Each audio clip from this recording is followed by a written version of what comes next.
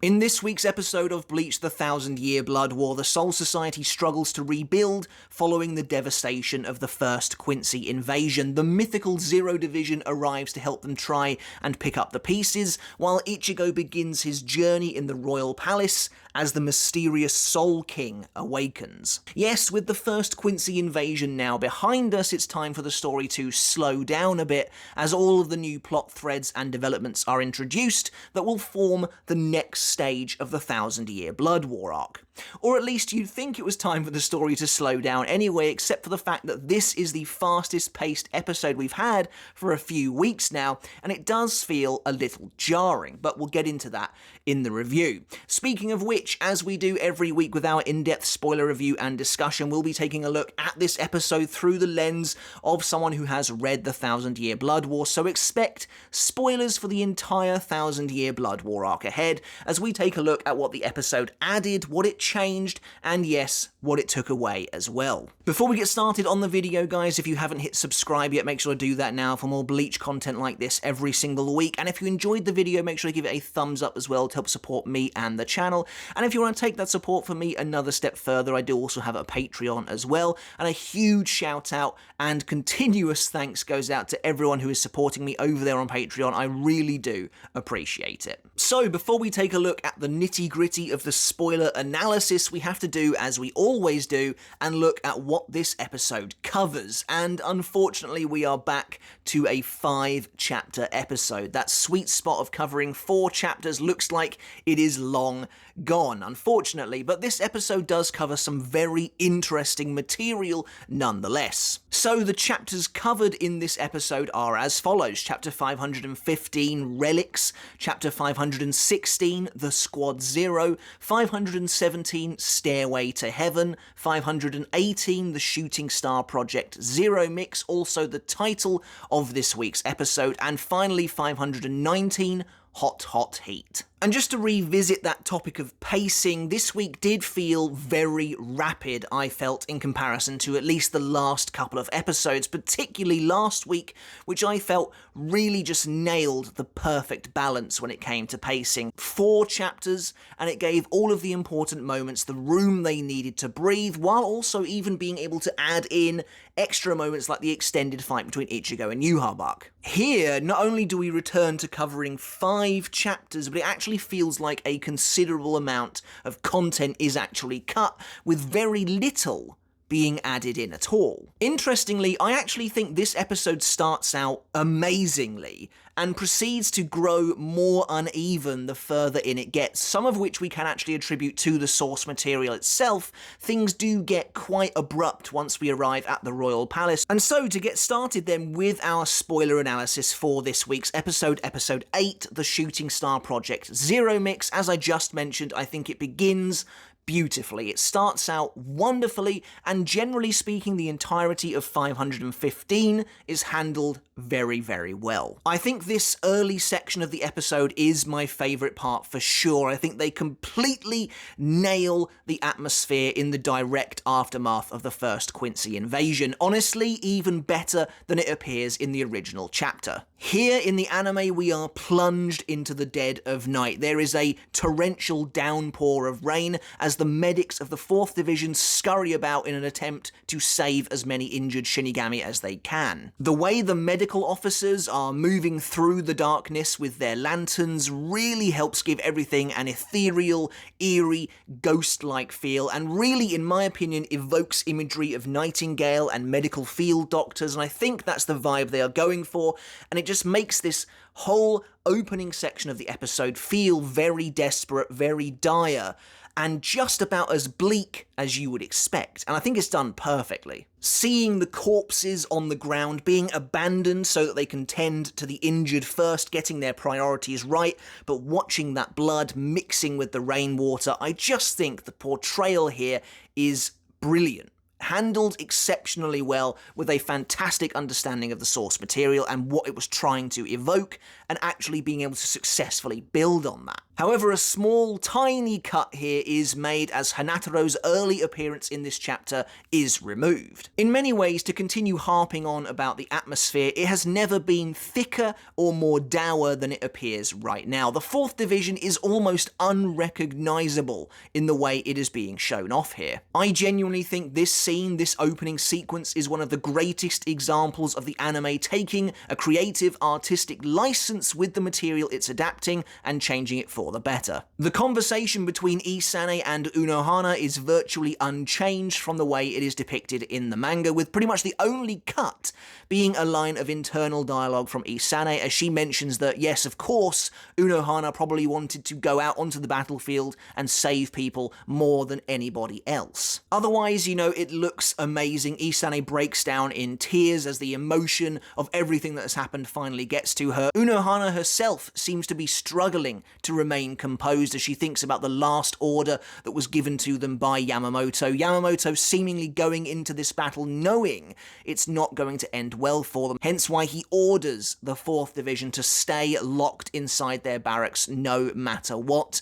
What's interesting about this, however, is we know that the Quincy can move through the shadows, so presumably a Quincy would have arrived in the 4th Division anyway, kind of rendering this moot, although I wouldn't want to be the Quincy that came up against Unohana, but presumably, based on what we see here, the 4th Division managed to remain unscathed. But yeah, it's just really moving. I mean, Isane is quite an emotional character anyway, so it's not too surprising to see her start crying, but to see the normally stony-faced Unohana staring out of the window as rain just runs down the pane of glass, and you can see the hurt on her face, it's really well done. We're then treated to a brief new shot of Kyoraku, a close-up of his face as he stands by the crater where Yamamoto was killed. Then we get the above aerial shot of him straight from the chapter itself. Interestingly, this is where we get the episode's title card. It's kind of cool, it appears within the crater, which is kind of neat, but this of course is not how it happens in the source material, as this isn't even the same chapter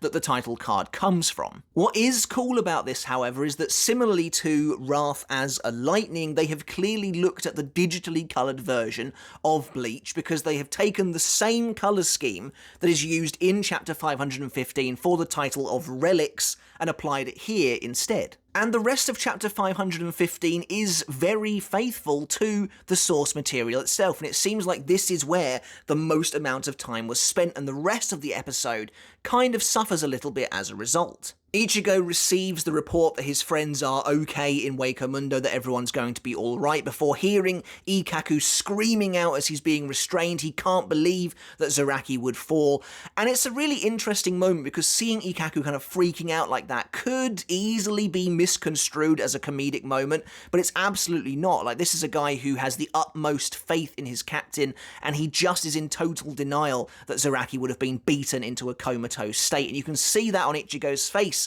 He looks so sad, kind of heartbroken at the way Ikkaku is reacting. Hanataro does appear now as he does in the original chapter, and it's really cool seeing him taking an active role in ensuring that everyone is being healed and looked after as he tries to get Ichigo to have his own wounds healed. But Ichigo, being selfless as he is more concerned with everybody else. Shinji then arrives to take Ichigo to Rukia and Renji's room, and this is another fantastic scene that's thankfully given the time it needs to breathe. As we mentioned in our live reaction, it's really great seeing Shinji in that friend role to Ichigo. Like I said, a lot of the captains, while they have a good working relationship with our main character, they are still somewhat standoffish and aloof with him. There is that degree of separation. It's like a working relationship, essentially, but Shinji bridges that gap thanks to the relationship Ichigo and he had back when Shinji was just an exiled Vizard. So to have Shinji here in the Gotei 13 like this and having that relationship with Ichigo is very valuable as far as I'm concerned. So it's really cool seeing that relationship here as Ichigo and Rukia talk. Rukia, of course, is very injured herself, barely able to speak, still lying in bed. Renji is completely unconscious next to her. It's a tough image to see. But as Ichigo kind of talks himself down, he says, oh, you know, yeah, I arrived to save Soul Society, but I wasn't able to do anything this time. Shinji turns to him and he's like, you know, what are you talking about? You know, without you, the boss would have stayed and things would have been even worse. You drove him away. There's nothing wrong with feeling some pride in this moment. And it's great, because you only have to look at the situation to see why Ichigo would feel that way. Yamamoto was killed, Soul Society was devastated. The rain is crashing down on a scene that looks utterly hopeless, like a total defeat for the Soul Society. But there's no denying that Ichigo did arrive, and he was able to keep Yuha Bark busy enough until he was forced to retreat. So it's really cool to see Shinji telling Ichigo, I'm not having this, even though everything looks absolutely terrible, you can still find a reason to be proud in this moment for what you did, for coming to our aid. I've always thought the imagery of Renji and Rukia lying here in the hospital is pretty strong stuff. It really shows the consequences of the first invasion on those closest to Ichigo, and I do like her conversation with Ichigo as well, as she's kind of lying there half beaten up, but she's still grateful that he arrived to the Soul Society nonetheless. It is really weird that this is basically the last time they would ever speak in the 1,000-Year Blood War arc until right at the very end. Like, we're talking the final battle / the epilogue. They basically never speak to each other again, unless, of course, the anime adds in some extra moments down the line. It is a little bit strange that Rukia is able to casually speak to Ichigo, that the nurse says that their conditions are stable, and yet they are still chosen to be taken to the Royal Palace because apparently Unohana can't save them. This isn't an anime issue, this is a source material issue, and it still is weird to me today. At the end of the day, it's obvious on a meta level why they were taken to the Royal Palace, because Kubo wanted a reason to give them a power-up, but I can't help but think that that would have been more believable had this scene between Ichigo and Rukia not occurred. That being said, would I really want to sacrifice it for that? Probably not, because this is a great scene. But Ichigo is then summoned by Mayuri Kurotsuchi to talk about his broken Zanpakuto, so he leaves, and there's another, again, really nice moment here where Shinji is looking out at Ichigo as he runs off, kind of contemplating the fact that despite the fact that Ichigo is hurting as well, he's only ever worrying about everybody else. He's always running off to put out fires rather than taking care of himself. Rukia, of course, ponders that something seems to be bothering Ichigo that he hasn't talked about to anybody else, and this is again another great moment. Rukia is able to pick up on this, whereas Shinji is not. Shinji thinks it's a simple case of Ichigo being exhausted of trying to be in too many places at once, but Rukia can tell something else is going on. And of course, Ichigo is haunted by the potential revelation he was given by Yuha Bark surrounding his mother. But regardless, I mean, all of that is basically identical to how it appears in the source material. 515 really is treated the best of all the chapters in this episode. And speaking of which, we then move on to the final scene of 515, and the one I was absolutely looking forward to the most, and I'm happy to report that once again, they have met my expectations with this one, and I was very happy to see how it played out. And of course, the scene I'm talking about is the depressed, broken, and hurting captains all gathered around Yamamoto's shattered Zanpakuto as they try their best to come to grips with the situation they are faced with, but even the upper echelon of the Gotei 13 can't quite pull themselves together. They are warring with each other, they are yelling, snapping out. It's a heavy scene, and I think it was handled with the respect it needed, but it was also just handled really well. Of course, there is a controversial moment here, first and foremost, when the Raiteitai member arrives to tell them that Zaraki has survived, but more importantly, so has Byakuya. That one line ignited the fandom back in the day in a flurry, a war of opinions, and I just knew that they weren't going to change it here either. There was no chance, not least because we saw him in his Royal Realm outfit in the original trailer for the anime, but there was no way they were going to make a significant change like that to an entire character's outcome. Regardless, Soifon berates this Raiteitai member just like she does in the original chapter, but I like the way you see her shoulders shudder before she turns around to talk to him. It really helps to convey just how sad, that actual sadness that she is feeling, in a way that you can't really do in the original chapter. Soifon's terse interaction with Kensei is exactly the same again as it appears in the original chapter, though I can't help but think Kensei looks a little angrier in the original chapter, and the same goes for Komamura when he explodes at Soifon. You can feel that profound sadness in all of them, but I do think the impact is lessened somewhat by not having that dynamic close-up of Komamura's raging, explosive face. it does feel a little less without it. But I do like that we get the shocked and taken aback expression of Soifon, where she is just shocked into being speechless. After Komamura mentions that you're not the only one who wants to scream, the additional shots of Hitsugaya, Rose, and Shinji are cut from this scene, but then Kyoraku's arrival, his quelling of the fighting, and his taking hold of the situation plays out virtually exactly the same. As I mentioned in my live reaction, however, the atmosphere here, in comparison to the original chapter, does feel slightly different, but not in a bad way. I think both versions work really well. There's a lovely close-up of the broken version of Ryujin Jako, which I think is a really cool metaphor, visual metaphor for how the Gotei is in this very moment, but Kyoraku comes in to bind them all back together again. But at the end of 515, in the source material, we see the rain is lifting off, and the sun is beginning to rise again over the Gotei 13, over the Seireitei, to signal a new dawn, a new rising of these characters once again. The anime version is slightly different. The rain is letting off, but we are still in the dead of night, and I like that too.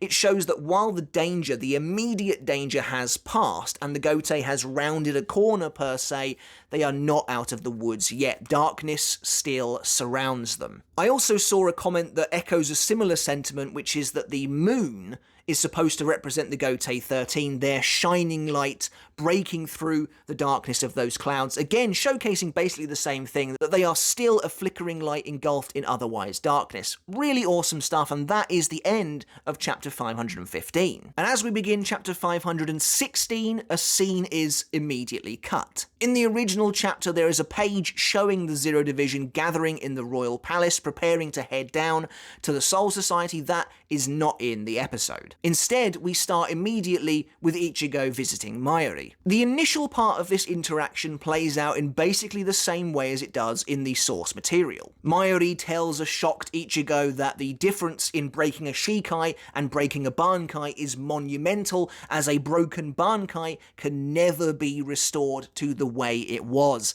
This is a huge revelation, a massive lore moment, and a twist that basically decides the trajectory of the next part of this arc. However, unfortunately, this is where the cracks in the pacing really begin to show, in my opinion. Mayuri's entire contextual explanation and discussion of broken Bankai is cut completely. This feels like a big omission to me. The idea that a Bankai that's broken can never be returned to its normal self naturally brings with it some serious questions, and the discussion that Mayuri has, the explanation he gives in the original chapter, goes some way to alleviating at least some of these queries. For example, Mayuri mentions that Komamura is the only exception he has ever found whose Bankai can rebuild itself after being destroyed. And of course, Kubo had to say this because we've seen Kokujo Tengen Mio be obliterated at least twice in the series prior to this, but it does actually make sense as well.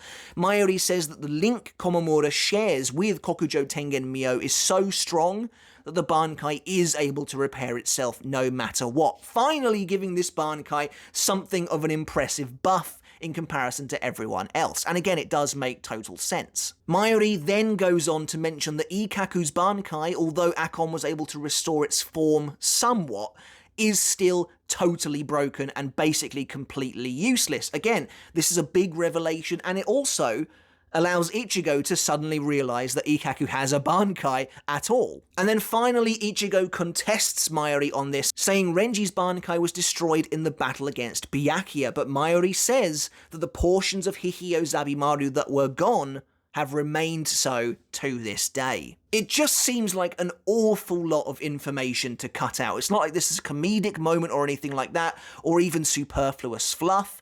This is, as far as I'm concerned, some fairly critical stuff that has been left on the cutting room floor. Now, I've seen some people mention that some of this information is included in those mid-episode information cards, but since they're left untranslated in the official Viz version of the episode, I don't think I can really include them here. And to be honest, I'd much rather see information conveyed in the episode in an organic manner like it is in the original chapter, rather than have to read it simply on an information card that flashes up for a couple of seconds at best. But as Ichigo wonders what he can possibly do next now he has a broken Bankai, a door opens behind him, and who should run past but Kon, being chased by a couple of members of the R&D department. And that is all we get to see of Kon in this part of the episode, which again I predicted last week. They have been really rather ruthlessly cutting the comedic parts of the 1,000-Year Blood War, and this whole section featuring Kon, featuring buff Kon,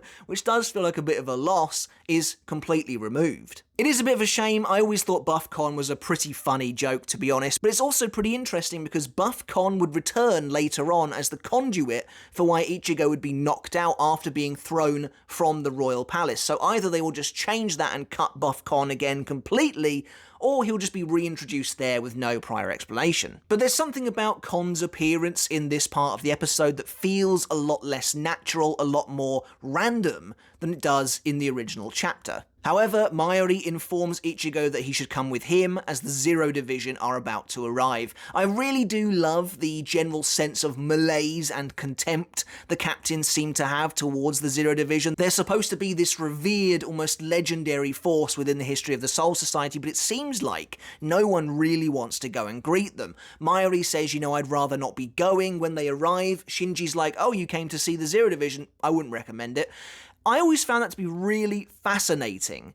It's a shame that that's never really expanded on. It's never really mentioned why the Gotei 13 don't particularly seem to like these guys, although it's also maybe not hard to see why, when you see the attitude that the Zero Division kind of bring with them. Now, at this point, we've basically blitzed through the entirety of chapter 516. It's a shame that we also don't get the wide shot of Seirei. Always thought that was pretty cool in the original chapter. However, the actual introduction of the Zero Division is left mostly intact. Ichigo's discussion with Kyoraku is basically the same, where Kyoraku tells Ichigo where the Zero Division will be coming from, what's the deal with the massive wall that landed to defend Seirei back when Ichigo and his friends were invading. All of that is basically kept exactly the same. The Tenchuren coming crashing down from the heavens above is pretty effective. I really did like it parting the clouds and actually changing the lighting down below, as if they are supposed to be these heavenly saviors raining down upon the Soul Society, bringing with them the light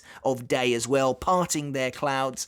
It's a nice visual, I really do like it, and yet, despite that, the Soul Society doesn't seem overly pleased to see them. I think it's cool because it's like the Zero Division carries with them this real self-aggrandizing sense of importance that they then seem to try and project upon the rest of the Gotei 13. There's just on the whole a very awkward feeling surrounding the arrival of the Zero Division, which I think is captured pretty well. As Kyoraku mentions that the combined power of all 5 of these special captains is greater than that of the entire Gotei 13, as the doors of Tenchuren open and we see the shadowy silhouettes of these characters emerge, that signals the end of chapter 516. To be honest, I'm kind of surprised they kept Kyoraku's rather bold statement regarding the power level of the Zero Division in the episode, considering the majority of them get so thoroughly embarrassed later on. Maybe this is a sign that the anime does have plans to expand on their fight later on down the line. And so as the Zero Division arrives, we get the individual shots of their different shoes from the start of 517, mixed with the individual shots of their faces from the end of 516. They suddenly burst into like a song and dance routine. Senjumaru is of course playing all of her instruments, which is a wonderful visual gag. Tenjiro is sort of standing there, swinging his flag back and forth, while Oetsu appears to be doing some kind of a dance. This is handled differently here to how it is in the original chapter. In the anime, they seem to leave the Tenchuren and then actually stop to do this song and dance routine. But in the original chapter, it's not so much that they have a song and dance routine planned out, but they are just announcing themselves in an extremely over-the-top and grand way as they walk down the steps towards everybody else. I think I might have mentioned this in my original review of 517 all those years ago, but the arrival of the Zero Division really did feel like Kubo was, in many ways buying into his own hype. The way Tenjiro is like, we're here, we're finally here, the Zero Division is finally here, feels like it's less for the Gotei 13 and more for the reader. We, of course, were absolutely dying to see these characters by the point of their arrival. The interactions here between Shinji and Hikifune, basically exactly the same as they are in the original chapter, but Hikifune's title card is absent, as is Senjumaru's later in the same scene. I've seen people speculating that they will be given their title cards when we go to each character's individual palace and see what they are all about, and that makes a lot of sense to me. I imagine that probably is what will happen, but it does make me wonder if the anime will expand on Senjumaru's palace at all, because we barely got to see it in the source material. And before we go any further, I just want to reiterate how pretty this new anime is. The art is so good for the most part. Even during the scenes where it seems to dip in quality a little bit, it still looks fantastic. The coloration is lovely. These scenes that are in broad daylight, everyone looks so vibrant and full of life. I absolutely love how it looks. And of course, going back to the start of the episode, the dynamic lighting going on during that nighttime scene, everything is a visual feast for the eyes. Now, I know he does this in the original chapter as well, but the way Tenjiro kind of wraps his hair around Unohana's head is so weirdly aggressive to me, and it just looks even stranger actually seeing it in motion. But again, their interaction basically exactly the same. I always found it a little bit weird that the Zero Division supposedly arrives with the intention of rebuilding the Seirei, supposedly on the Soul King's orders, but they're only here for the space of about 10 minutes before returning back to the Royal Palace and are never seen down below again. It's also weird that Ichigo frames things like they'll be around for a little while, like he keeps saying to Tenjiro, there'll be time for idle chat later, there'll be time to catch up later, but again, they just go back to the Royal Palace and never see anyone again for the rest of the arc. Of course, this isn't an anime issue, this also occurs in the source material, but I really feel like the Zero Division would have benefited from just hanging around for a little bit longer, actually spending some time in Seirei. It would have been really cool to see them getting actively involved. As it stands, despite them coming down, despite them interacting briefly, they still feel totally separate from the rest of the Soul Society in general, which perhaps is the idea. I've also never really understood, and again, this goes back to this idea of why do Renji and Rukia even go to the Royal Palace? Well, to get a power-up, of course.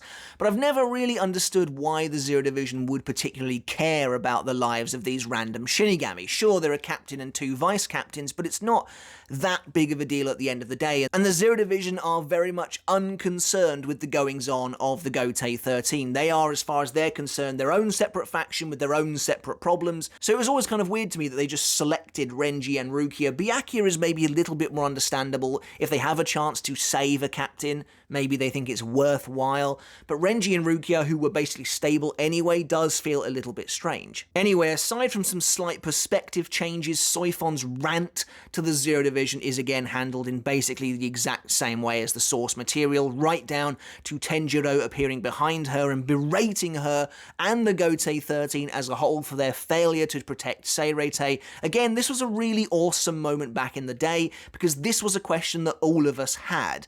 No matter how out of line and disrespectful Soifon might be, she is basically the avatar for the reader at this point, as we were all kind of wondering, where were you guys? Seirei faced the worst crisis it has basically ever had, and you were nowhere to be seen, and then you come down acting like nothing is wrong. Presumably this is why the majority of captains don't really like or even want to see the Zero Division. Soifon is the only one who is, let's say, immature enough to actually call them out on it. But Tenjiro does clap back with a pretty good response saying, you are the Gotei 13, it's your job to defend the court, it's our job to defend the king. You shouldn't come crying to us if you can't do your job. It's tough love, but it does make sense. Of course, the great irony in this is that the Zero Division would eventually fall, the Soul King would be killed, and it would be down to the Gotei 13 to clean up their mess. Ichibei then whacks Tenjiro on the head to get him to stop arguing with Soifon. This is again basically exactly the same, except Tenjiro's not foaming at the mouth in the anime like he is in the original chapter. Senjumaru then showing up with the orbs that contain the injured Renji, Rukia, and Byakuya, along with Ichigo's snapped Tensa Zangetsu and her argument with Unohana, where Unohana is like, I can't allow you to take them. That's all exactly the same as it appears in the original chapter. And I think the way they adapt 517 is just a really clear indicator of kind of how they adapted this episode in general, which is sticking extremely close to the original chapter, perhaps to a fault, not really adding anything, and instead trimming the fat and cutting away at the bits that they think are superfluous. It's less like last week where they covered fewer chapters, but they were still able to keep it quite similar to the original source material while adding extra. Tenjiro's line to Unohana about if Byakuya is left here, he will die, I can guarantee it, is cut from the episode. However, the hint towards Unohana's true nature is left mostly intact. And again, that's a really nice moment, seeing her face change from the Unohana we know, albeit perhaps a little more weary here, to like a genuine scowl, looking pretty unhappy that Tenjiro has actually brought this up. I really like the new shots of them all from afar. It really gives off this them and us mentality. They're not mingling at all. It's very, very formal. This reunion that's supposed to be a happy thing, the Zero Division is very much standing over here, and the Gotei is very much standing over here. I like that, and it amplifies that feeling of awkwardness between the two factions. I think it's well established that although they are technically on the same side, they're not really on the same side. As Ichibei mentions that Ichigo is being taken to the Royal Palace for a totally separate reason, we reach chapter 518. Urahara suddenly appears on a massive screen via a comlink from inside Kon's head. Kon's scene, again, is mostly entirely cut. There's a lot of comedy surrounding this moment that's just not present here in the episode. For example, Mayuri questioning Kon on what he's doing, having his men try and recapture him again, right the way through to Mayuri lifting Kon up and trying to press his eyes as though they were buttons to try and shut the communication off, with Kisuke commending Mayuri on the fact that he found out where the buttons were, but he's deactivated them for the time being. All of that is gone from the episode. Orihime and Chad talking with Ichigo is handled basically the same way, as is Grimmjow's hotly anticipated appearance. This is basically left untouched from how it appears in the original chapter, which is honestly what I thought they would do. There's not a lot they can do at this point to really disguise who it is.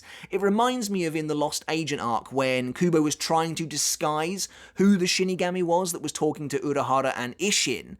But of course, when you get to the anime, you can hear their voice, so it was always going to be Rukia. And if I remember rightly, I think they actually just showed it was Rukia anyway, because you may as well at that point. Here, they don't actually show you that it's Grimmjow, but you hear his voice, it's obviously him. And in some ways, they make it even clearer than it was in the original chapter, because here they show you his hollow hole and everything like that. But regardless, it was always going to be very obvious it was him at this point. To be honest, it was obvious in the original chapter anyway, from the way he spoke to Ichigo, the way Ichigo responded to realizing he was with Chad and Orihime. I am kind of surprised that the anime doesn't put him in his post-time skip outfit that he would be wearing the next time we see him, because that would have at least helped disguise him a little bit better. It seems pretty clear to me that Kubo hadn't quite decided how Grimmjow was going to look yet at this point in the story, but since we now know what he looks like later on, I am surprised they didn't just give him that outfit here instead. I've always found it kind of difficult to tell what Orihime and Chad are throwing at Grimmjow to try and repel him from the tent. I've seen some people saying it's water, and that would obviously make a lot of sense, Grimmjow being a cat. That's a pretty easy way to scare him off. Chad is, for some reason, playing the maracas in the anime, which he's not doing in the chapter at all. That's totally new. In fact, in that scene, that shot that you can see on the screen right now, in the original chapter, at this point, they are boarding up the tent so that Grimmjow can't get back in. However, the rest of Kisuke's talk with Ichigo is basically exactly the same, with Kisuke saying to him, you don't have to worry. As you can see, we're all fine. You need to now focus on yourself and do what's best for you. And Kisuke also tells Ichigo not to worry about Grimmjow because they've come to an understanding. And I'm intrigued by that, because that agreement between Kisuke and Grimmjow would not be brought up again until Grimmjow takes out Askin. However, in the original source material, we never find out what that agreement actually entails, like what's in it for Grimmjow, who is a pretty selfish person, who's unlikely to do something like this without being guaranteed something on the other side. A lot of people have always speculated Kisuke would somehow finagle a fight between Grimmjow and Ichigo. That's clearly what Grimmjow actually wants, as long as Grimmjow helped them kill their enemy. As Grimmjow says in chapter 666, "I've taken out your enemy, I've seen him through to his death, our agreement is done." So I do wonder if maybe we'll get a little more context about this agreement later on in the anime. Oh, speaking of Askin, I can't believe how good this series has been so far, and we're still missing basically the best character to come out of the 1,000-Year Blood War arc, aside from that one shot of him in episode 3. Now, the anime slightly amends the conversation between Chad and Urahara that happens immediately after this moment, and I'm pretty thankful for that, to be honest, because in the original chapter, Chad says to Kisuke, "Are you sure it was a good idea saying to Ichigo that he can do whatever he wants, because now Ichigo might choose to run away from the battle." This is nonsense, and I have no idea why Kubo would even have Chad say this. Chad has unwavering faith in Ichigo, and basically always has. There is no reason to suspect that Chad would have his doubts about Ichigo, no reason to think that Chad would ever believe that Ichigo would turn tail and run, of all things. So I'm glad that they just cut this out of the anime entirely. I mean, at least in the original chapter, Urahara does call him out for this, basically saying, don't say something you don't believe in. But I just don't know why Chad would ever say it in the first place, so for me, this is a much better version. When Ichigo asks Ichibei about being able to reforge his Tensa Zangetsu, Ichibei's line about there being secret, all-powerful techniques that can only be found in the Royal Palace is surprisingly cut. I will say it's a real shame that Ichigo's Fullbring Bankai isn't around for longer, because it was really great. It looked fantastic as well, and yeah, it's kind of sad to see it go. Next up, we then see Kukaku, and this might be the most jarring portion of the entire episode, as a whole page of context has been cut from the anime. Basically, when Ichigo and the others arrive at the Shiba clan residence, there is an entire discussion had between himself, Kukaku, and Ichibei, which basically details the entire reason they are there, the fact that the Tenchuren has no means of returning to the royal palace. So not only does it give them a reason, contextually, for going to Kukaku's place because they need to use the flower crane cannon to fire themselves manually back up, but it also alludes to the fact that the Shiba clan may have always had this role and may have always had close-knit ties to the Zero Division. It's fascinating stuff. It's completely gone from the episode. Ichigo talking to Kukaku, from their initial greeting to the joke Kukaku makes about Ganju turning massive and turning into stone, which is why there are now Ganju statues there. All of that is cut from the episode, and considering this is the only time Kukaku shows up in the 1,000-Year Blood War arc, it's a bit of a shame that her already limited screen time is now severely reduced, but maybe she'll show up at some point in an anime-exclusive scene in the future. On the flip side, there is a new shot of Ichigo and the Zero Division all inside the Tenchuren, which is pretty neat to see, and there is actually another new shot as well. We actually get to see some of the firing ritual that Kukaku initiates, which is really cool. As I mentioned last week, this part in the original chapter felt completely sped through, so it's nice to at least get this moment. Considering Kukaku was the recipient of the preview poem from last week, I am surprised they cut so much of her content here.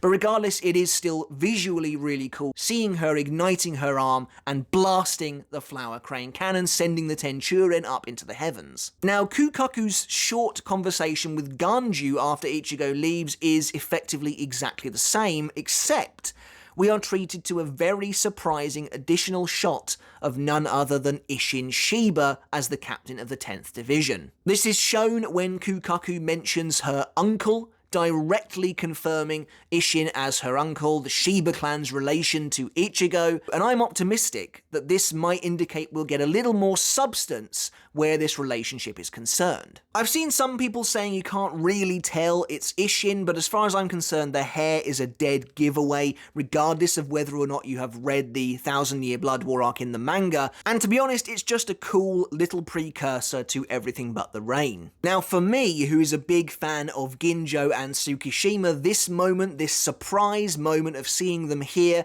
at the Kukaku household is just as awesome today as it was all those years ago. If there's anyone here who's unsure or maybe doesn't know the reason these guys are here, it's pretty simple. They were humans when they were killed in the Lost Agent arc, and so of course that means they have now travelled to the Soul Society, to the afterlife, and Kukaku explicitly mentions that she rescued them from the Rukon district and brought them to her household, and now they are training to help out the good guys in this war. That's why it's only Ginjo, Giriko, and Tsukishima that actually appear in this scene. I do wonder if Giriko will actually do anything in this arc, because this was the last time we ever saw him in the manga. Just in general, a part of me is really hoping we see all of these characters a lot more than we actually did. As I mentioned earlier, this is Kukaku's last appearance in the source material, as is with Giriko, and Ginjo and Tsukishima do not show up in the original version until about 5 chapters from the end, which is ridiculous, and I really hope they get to do a little bit more here, although I'm not entirely sure where they would fit in. When Ichigo arrives at the Royal Palace, that signals the end of chapter 518. I'll be honest, I think the Royal Palace looks really weird. I was a tad underwhelmed when I first saw it. There's something about it that looks oddly flat, and it seems to be lacking in detail as well, and I can't quite put my finger on why that is. The lighting works in a sense because they are so incredibly high up. As we mentioned before, they are above the clouds. There is that ethereal, strange, almost alien feeling to the place because they are now considerably closer to the sun than they were before. They're in the stratosphere, essentially. There are no clouds. It's just an endless ocean of blue surrounding them, but it does make everything look and feel overly saturated, and it all looks a little bit odd. I might be wrong about this, but I think the palace itself and the surrounding cities are rendered in 3D, and I'm not entirely sure it really works for me. Interestingly, when you look at that expanse of the Royal Palace that was used for the end double-page spread of 518, you can see in the anime they've removed that seemingly very random cluster of buildings that was kind of at the edge of the initial approach, and it makes total sense that that's gone. I don't understand how that was ever there in the first place, and Kubo seemed to retrofit the design of the Royal Palace to completely remove those buildings. Now, I'll be honest, a lot of the time spent in the Royal Palace in the original source material felt very choppy, very abrupt, very all over the place. Ichigo is basically literally flung from palace to palace after only a couple of chapters at a time, never really given any chance to develop a relationship or talk to any of these members of the Royal Guard outside of a few snippets of dialogue here and there. This whole part feels very all over the place, and that is translated here into the episode as well. It does feel very choppy. I was kind of hoping that the anime might be able to add some connective tissue between these moments somehow, but that doesn't really happen here. Just as Ichigo is about to be flung to the first palace, he kind of questions them on what's going on, am I going to go and see the Soul King? But Hikifune gives him the tour, basically explaining that cocoon-shaped building in the centre is where the king resides. Where they are currently is known as the Royal Palace Approach, and each member of the Zero Division has their own city to govern. When we get that top-down shot of the cities, it's really awesome that they took the time to actually depict them as we know they appear. Most specifically, Oetsu City, we can see that massive expanse of water, and you can even see the tiny little outstretch of land where his ramshackle little hut rests on. That's really awesome attention to detail. But again, a large portion of the scene between Ichigo and Tenjiro is cut from the anime, and considering the Zero Division don't get a lot of screen time as it is, I really kind of wish this wasn't the case. Now, to be honest, this isn't too surprising, however, as a large amount of the time spent with the Zero Division is comedy. And so considering they are cutting the vast majority of that, it does seem like the Zero Division's time will in general be whittled down. A bit of the scene setting is cut as well, with Ichigo sitting in the hot spring, but mostly it's the jokes surrounding Byakuya, Renji and Rukia's fate that have been totally removed. Things, of course, like Byakuya rising up from underneath the water only to be shoved back down again, things like Renji being lifted up like a turnip from the hot spring, and of course the famous Rukia's Peach panel, all of that is completely gone, and I do think it removes some of the personality from this moment. It also makes Tenjiro's overall explanation of his healing techniques feel somewhat muted, and visually it's just not as interesting when all you're basically looking at is the water and these characters bobbing around underneath. Luckily, they do keep the moment where Tenjiro just grabs Byakuya and hauls him across into the bloody hell pond. That is a funny moment, and it translates pretty well here. The thing is, I can see why they want to cut, or at least why they feel the need to cut a lot of these seemingly superfluous comedic moments. The Thousand Year Blood War arc in general is a much darker arc in tone, and there already is some tonal weirdness here that's unavoidable. The fact that you go from the darkest, most lowest point the Soul Society has ever seen to the comedic antics of the Zero Division does feel like some tonal whiplash, and in certain parts of the story that is unavoidable. I mean, you can't change the way the Zero Division appeared. However, there are some moments of comedy that I think is absolutely fine to leave in, and I think in many aspects it does help to build, like I said, on the personality of the scene and make everything feel that little bit livelier. Basically, it doesn't have to be all business all the time, and I think moments like seeing Tenjiro launching the half-dead Byakuya adds a nice bit of levity to this moment, and also a nice bit of personality and character to Tenjiro himself. Also, Tenjiro's revelation to Ichigo that the hot springs Urahara built were based on Tenjiro's own inventions is totally cut here as well. The episode then ends very randomly and very abruptly, with Tenjiro basically saying to Ichigo that he'll be able to heal him. Then we get Tenjiro's title card, and that's it. That is so random to the point that if you saw my live reaction, you'll see that I was pretty convinced there was no way that was the actual end of the episode. It was much like the last time they did this, with a very random cliffhanger where Kyoraku just lunged at Robert, but it wasn't actually the end. This felt the very same way, and I don't know if there's a reason why they keep doing this or not. If there is, please do let me know in the comments below, but as far as I'm concerned, they should just leave the after credits scene as the actual cliffhanger. But regardless, after the credits we do get the actual cliffhanger to the episode, a cliffhanger that makes a lot more sense. Several twinkling lights are seen emerging from the darkness. It's actually a pretty cool visual effect, and then we get to see Ichibei Hyosabe resting in his personal palace as he realizes that somebody has awoken. As the camera pans us up to the massive cocoon palace in the center of everything, we then dive deeper into the palace itself, see this strange glowing blue crystal, and as we move past the massive draping curtains and into the crystal itself, we get this dramatic close-up of the Soul King's face, of his unearthly, inhuman eyes, covered by this azure blue glow. The episode ends, and it's really effective and an awesome first look at the king himself. The really strange sound effects as these twinkling stars seem to pop in and out of existence around him really make him feel totally unique and like no other being that we have ever seen in Bleach. But again, this is slightly different to how it appears in the original chapter. Ichibei is nowhere to be seen in this moment at the end of 519. Instead, one of the Soul King's personal servants goes to see him, a strange bald man who has bindings wrapped around his eyes, clearly so that he is not able to lay eyes upon the king himself, and he then asks if the king has awoken. I actually like both of these. I think they actually both work really well. It is cool in the original chapter seeing the scope and the scale of the palace reflected when you see just how tiny that servant is in comparison to the room that he is in. That's pretty neat, but actually I do like it that Ichibei is the one who realizes the king has awoken, because Ichibei is such a lore-important character. I really think any extra screen time we can get with him is going to be valuable, particularly in relation to the Soul King. And as for the Soul King himself, it is fascinating to see that his crystal prison is in fact blue.